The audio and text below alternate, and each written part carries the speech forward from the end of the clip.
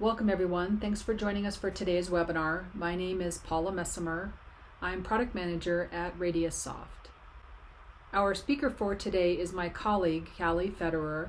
Callie holds a PhD in computational bioscience from the University of Colorado. Her thesis work, Putting More Neural in Artificial Neural Networks, focused on the intersection of neuroscience and artificial intelligence. Also joining us is Jonathan Edelin. John holds a PhD in accelerator physics from Colorado State University. John and Callie are actively involved in our machine learning related research and development projects here at RadiusSoft, as well as consulting work for our customers. The title of today's talk is Feedforward Neural Networks. Now, without further ado, let me hand things over to Callie Federer. Thank you for the introduction. So we're going to use a Jupyter notebook today to talk about feedforward neural networks. This will let us look at both the equations and the Python code to go along with it. And as for the equations, we think that the math level is approximately college level calculus. So of course, feel free to go back and spend some more time with the math section if anything is rusty or unfamiliar. So a feedforward neural network is an information computing system that learns a function between input and output. It's composed of highly interconnected processing neurons or nodes, and we'll look at what's in a neuron below. Information flows in one direction. There's no cycles. That's what we mean by feedforward. So in our sample network down here, we see we have input that only flows towards the output. So it goes through the hidden layer and then down to the output layer. And so you'd use this for tabular data. So if you have images or videos or anything with time series, you'd use different types of networks for that. I think it's sort of interesting and useful to think about the context of the development of neural networks. So they originally were not built for the applications that we think of today. They were actually built for modeling how the brain works. So in 1943, we had the original artificial neuron. And this again was just trying to model how neurons in the brain might work. And then in 1949, there's a big sort of discovery or understanding in neuroscience about how neurons in the brain might strengthen their connections. This is called Hebbian learning. And then combined, this led to the first original artificial neural network called the perceptrons. This is the oldest neural network that's still used, just one neuron, and it has a connection to itself that can get strengthened that was understood from this Hebbian learning. So that was in 1958, the original artificial neural network. And then we had what some people refer to as the AI or artificial intelligence winter. So this was a time that people sort of lost excitement about what we could do with this perceptron artificial neural networks. So this book came out that said that they didn't think that there was much that could be done with this. And so people sort of stopped working on this.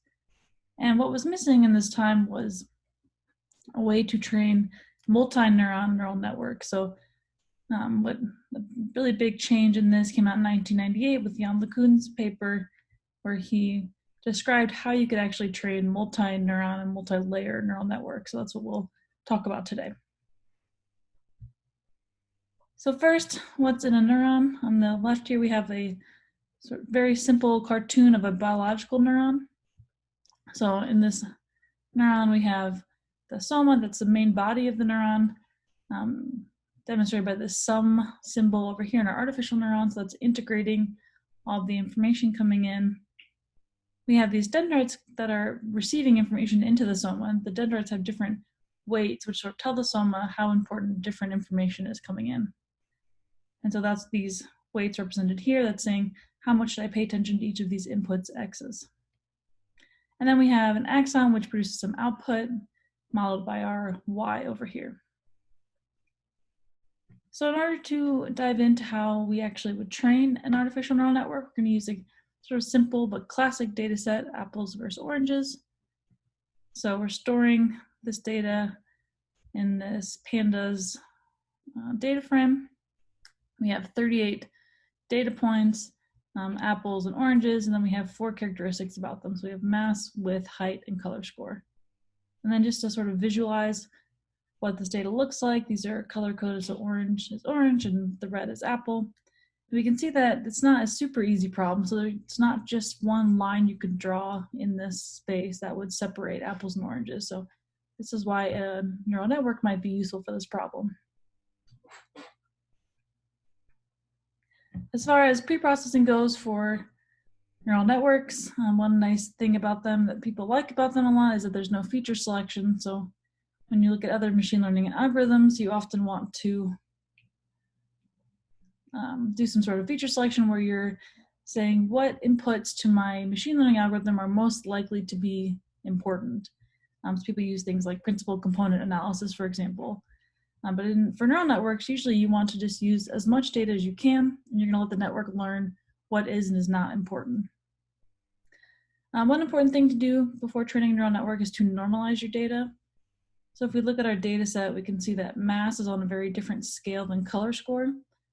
And we want our network to sort of think that each input could be equally important and have it learn what actually is the most important. So we want to put everything on the same scale so that it doesn't initially weight mass as more important, for example.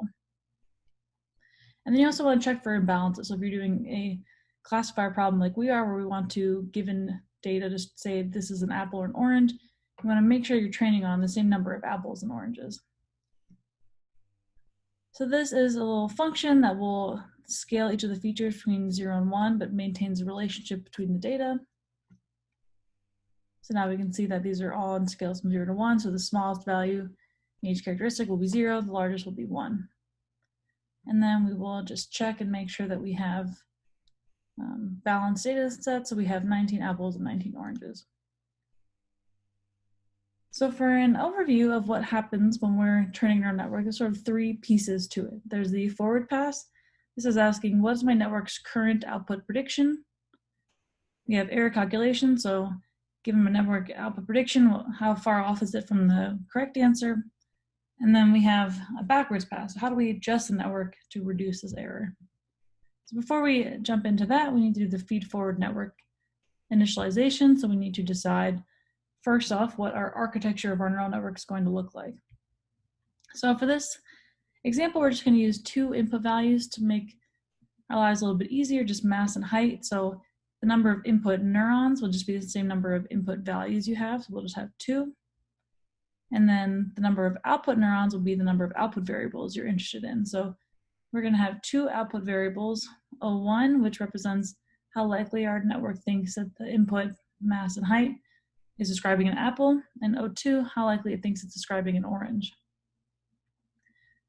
And then the hidden layer in the network, the number of hidden layers and the number of neurons in the hidden layer are what we refer to as hyperparameters. So these are things that hyperparameters mean you, the machine learning architect, are going to decide what structure you want to use sort of in the middle that's not based on your data.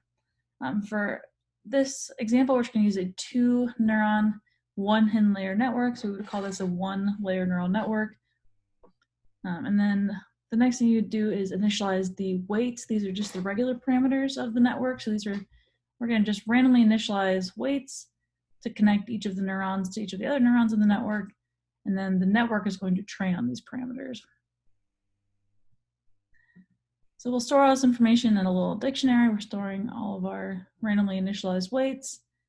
And then we're storing eta, which is our learning rate, which we'll talk about when we get to how we actually update our network. So now we can jump into the forward pass. So the first thing we'll do is select a data batch. So generally you have some data set, hopefully it's large. And for each iteration through your network, you really only want to train on a subset of your data. It makes training go faster, and it helps the network not sort of memorize your training data, but helps it sort of see new examples every time. So for our sake, since we're just kind of doing this by hand, we're going to just select 1 data point. So for this, we're selecting just an apple. It has these normalized mass and height values. And so our target, oops, I forgot to run this, do that every time. Okay, so our target values then are going to be 1. So O1 is how likely this is to be an apple. We want our network to say this is definitely an apple. And 0.02, how likely is this to be an orange? We wanted to say definitely not an orange. Then we're going to add all of these values to our neural network dictionary. So next we need to look at activation functions. So given our neural network, if every neuron was just doing a linear function of its previous input, so if we zoom into this hidden unit 1 from the first layer, it's going to get these weighted inputs coming in from the inputs. And then if it was just a linear output, then we would only ever be able to learn linear mapping between inputs and outputs. So we add what's called activation functions so that we can make some more interesting connections between inputs and outputs. So for this case, our output of each neuron is going to be the sigmoid function of its inputs. So we're going to use sigmoid function because it squishes everything between 0 and 1. And since we want our target values to be between 0 and 1, this will be convenient for us, and we'll also see that the derivative of the sigmoid function is pretty straightforward, so that makes our lives a little bit easier. So we will just go ahead and run these functions for sigmoid and derivative of the sigmoid to make things easier moving forward. So here is our initialized network. Now we know the architecture of it, we know what type of activation functions we're going to use. So we can start figuring out what is our current output values. So the first thing we need to do is calculate the hidden layer values.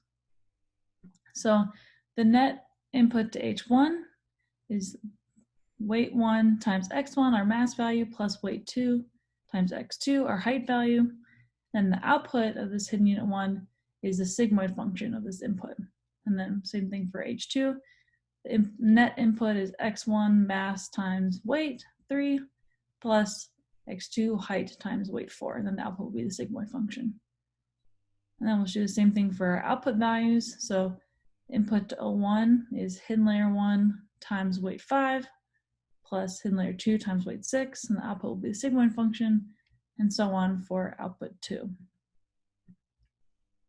So we'll just run this function that will move our network forward and tell us, based on the weights as we initialize them, what is our current network output. Then we can run our network forward, and we see that our current output 1 is 0.606, and our current output 2 is 0.630. So at this point now, we've gone through the forward pass one time in our network, and we know what our current outputs are. So next we want to look at how far off is this network output from the actual target values that we wanted it to be. So for error calculation, we'll use the squared error function. So the total error of the network is going to be sum over all of the target values minus the actual network output values squared divided by 2. So in this case, we only have 2 target values and 2 actual output values. So our total error is just the sum of error 1 and error 2. So then we can run this function that will give us our network error at a given time. So our current network error is 0.276. So now the most important piece, how do we adjust the network to reduce the error? So this is called the backwards pass, and then some other terminology just to introduce. Gradient descent is the optimization algorithm, sort of the general term for the algorithm used to minimize a function by iteratively moving in the direction of steepest descent. I'll show a little cartoon in a second to hopefully make that more clear. And then backpropagation is specifically when we are performing gradient descent in neural networks using the chain rule. So this is what came out of Jan LeCun's paper. And as I mentioned, the math level for this is approximately college level calculus. So here's sort of a review, or maybe for the first time, some of these math concepts, then you can spend some more time with it if anything sort of gets confusing. But first I want to talk about sort of intuitively what a derivative is. So of course, in order to perform backpropagation, you'll need to remember how to do the different derivatives, but I think it helps to just think about what does a derivative mean. So given some function f of x, the derivative tells us how much does f of x change with respect to x. So we're asking if x moves a little bit, what happens to the overall function? And then a partial derivative will be what we'll specifically use because in the network we have 8 different weight variables, but we want to know how much does our error function change with respect to each weight variable? So if we have a function of two variables, f of x and y, we want to know how much it changes with respect to just x. We treat the other variables, in this case y, as a constant, and we just do the derivative of x. Another piece that we'll use are two variations of the chain rule. So this first piece is if we have this function big F of x, which is equal to little f of g of x, this tells us how we can get the derivative of that. So the derivative of big F of x is we take the derivative of the outer function and we leave the inner function alone, and we multiply that by the derivative of the inner function. So just a formula for how to solve this type of derivative. And then finally we'll use this rule a lot, which is if we want to know dz dx, so what is the derivative of z with respect to x, but z doesn't directly depend on x, we can figure this out using the intermediate variable. So if z depends on y, we can take dz dy, and if y depends on x, we can take dy dx, and we multiply those two pieces together to get dz dx. So first we're going to look at how we would update these outer weights. So we'll start with weight 5, which is the weight connecting in unit 1 to output 1.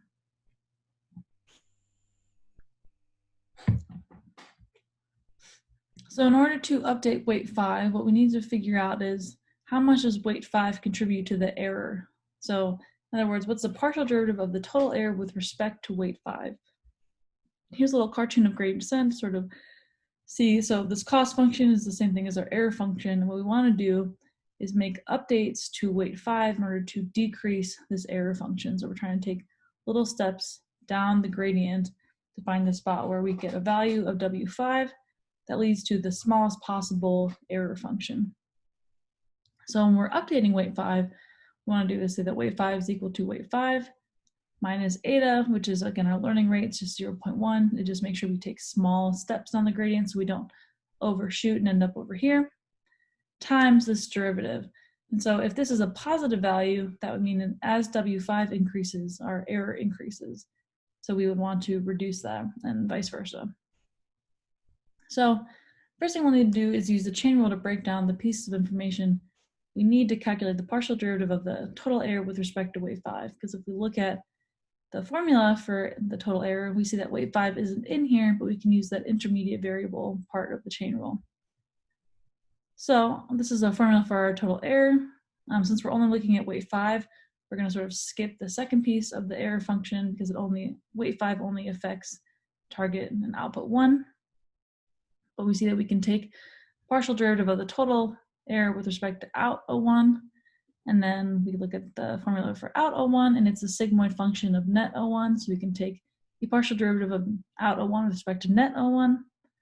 And if we look at the formula for net O1, we see that it finally has W5 in it. It's H1 times W5 plus H2 times W6. So we can take the partial derivative of net O1 with respect to weight 5. And then now we will solve each of these pieces individually so we can finally get this update rule. So of this first piece, we're going to calculate how much the total error changes with respect to output 1. So here's our error function. Again, we can skip this piece because we're only taking the derivative with respect to out O1 because W5 only affects out O1. Then we're going to use our chain rule to figure out how we get the derivative of this piece. So we take the derivative of the outer function f. So we just move the 2 in front. So it's 2 times 1/2. And then we subtract 1 from this to get a derivative. Then we leave our inner function alone. And then the derivative of our inner function is just -1 because it's a constant minus the variable of interest. So if we simplify this, this derivative is just negative target O1 minus out O1.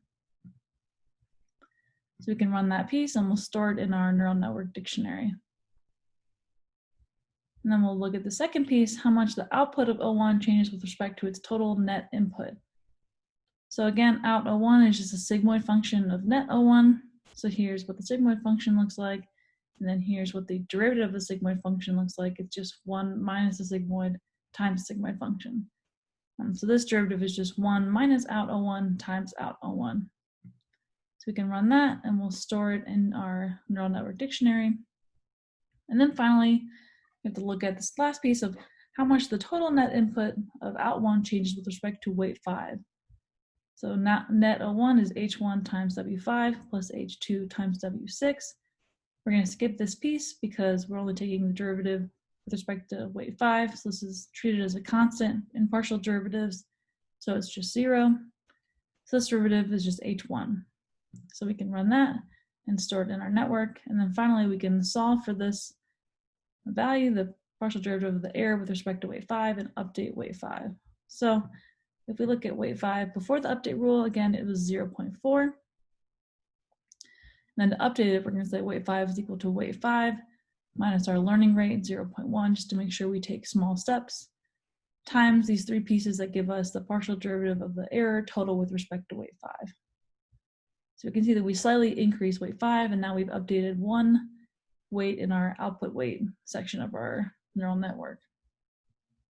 And then just to kind of speed things along, since the rest of these output weights are very similar, just give you the formulas for how you would do the rest of the output weights, 6, 7, and 8. And so you can solve this by hand and work through it, and it's very similar to what we just did. So then run this backwards function, which gives all of the code for how you would solve the output weight 6, 5, 6, 7, and 8. So at this point, we figured out how to solve these output weights, but we need to do the sort of more difficult piece, which is how do we solve these input weights, because we have to go further through the network to get to how these input weights affected our error. So we'll look at how we would update weight 1 in our network. So weight 1 connects input 1 to hidden unit 1, which connects to both of our outputs, which is meaning it connects to both error functions, which makes this a little more lengthy to solve the derivative for. But just as above, our update rule is just W1 equal to W1 minus our learning rate times how much W1 contributes to the total error function. And then sort of visually, we can use the chain rule to break down the pieces of information we need to calculate this. So because W1 connects to the hidden unit 1, which connects to both error functions, we need to work our way back to the network through both error functions. So again, the error total function doesn't have W1 in it. We can work our way through from partial derivative of the total error with respect to the output of hidden unit 1. And then we can move from output of hidden unit 1 to the net input to hidden unit 1. And then we can get from net hidden unit 1 to weight 1. So first, we'll focus on this first piece, which is how much the total error changes with respect to hidden layer 1. And again, since weight 1 affects both errors, we have to break this up into 2 pieces. So we have to look at what's the partial derivative of error 1 with respect to out H1 plus what's the partial derivative of error 2 with respect to out H1. So we'll solve this first piece. How much does the error of output 1 change with respect to hidden layer 1? And so if we look at the formula for error 1, it's 1/2 target O1 minus out O1 squared. This doesn't have out H1 in it, but it does have out O1. So we can take the partial derivative of error 1 with respect to out O1. And then if we look at the formula of out O1, it's the sigmoid function of net O1. So we can take the partial derivative of out O1 with respect to net O1. And we can look at the formula for net O1, it's weight 5 times out H1. This is our variable of interest, plus W6 times out H2. So we can take the partial derivative of net O1 with respect to out H1. And so this first piece, partial derivative of error 1 with respect to out O1, is really similar to what we did above. We use the chain rule to solve this piece, and we'll end up with this being negative target O1 minus out O1. And the second piece is this derivative of the sigmoid function, since out O1 is the sigmoid function of net O1. So we can just take the derivative of the sigmoid to get this piece, and then finally this net O1, we just skip the weight 6 variable because we're not taking the derivative with respect, we skip the out H2 variable because we're not taking the derivative with respect to either of those. But our interest is taking derivative with respect to out H1, so our derivative is just weight 5. So we can calculate each of these pieces, and then we calculate this first part of partial derivative of error 1 with respect to out H1. And then we'll do a really similar thing to calculate how much the output of error 2 changes with respect to hidden layer 1. So again, we can't take the direct derivative of error 2 with respect to out h1, but error 2 does depend on out o2. So this derivative is just using the chain rule again to get that partial derivative of error 2 with respect to out o2 is negative target o2 minus out o2. And then we can go from we can get the partial derivative of out o2 with respect to net o2, just a sigmoid function net o2. So we take the derivative of the sigmoid function, and then we can get the partial derivative of net O2 with respect to out H1. So net O2 is weight 7 times out H1 plus weight 8 times out H2. So this derivative with respect to out H1 is just weight 7. So then this calculates our second piece of information, and then we can get the partial derivative of the total error with respect to out H1 by just adding these together. So now we've solved this first piece of our update rule. Move on to the second piece. How much does the output of H1 change with respect to its total net input?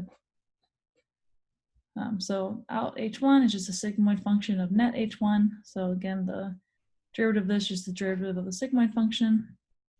So we can add that to our neural network dictionary. And then our last piece, calculate how much the total net input of net H1 changes with respect to weight 1. So net H1 is weight 1 times x1 plus weight 2 times x2. So this partial derivative is just x1. So now we can finally solve for our update weight 1 by combining all of these pieces of information. So just as W5, the update to weight 1 is weight 1 minus the learning rule times these three pieces that tell us how much weight 1 contributes to the error function. So weight 1 before the update rule was 0.15, and then we slightly decreased it now. So we can update weight 1 in our neural network, and this will slightly reduce our error. And then again, to save time, I'm just going to go ahead and give the rest of the update rules for the rest of the hidden layer weight, so you can go through on your own. They'll all be very similar to what we just did. And then here is the code that will update all of the output weights and all of the hidden weights.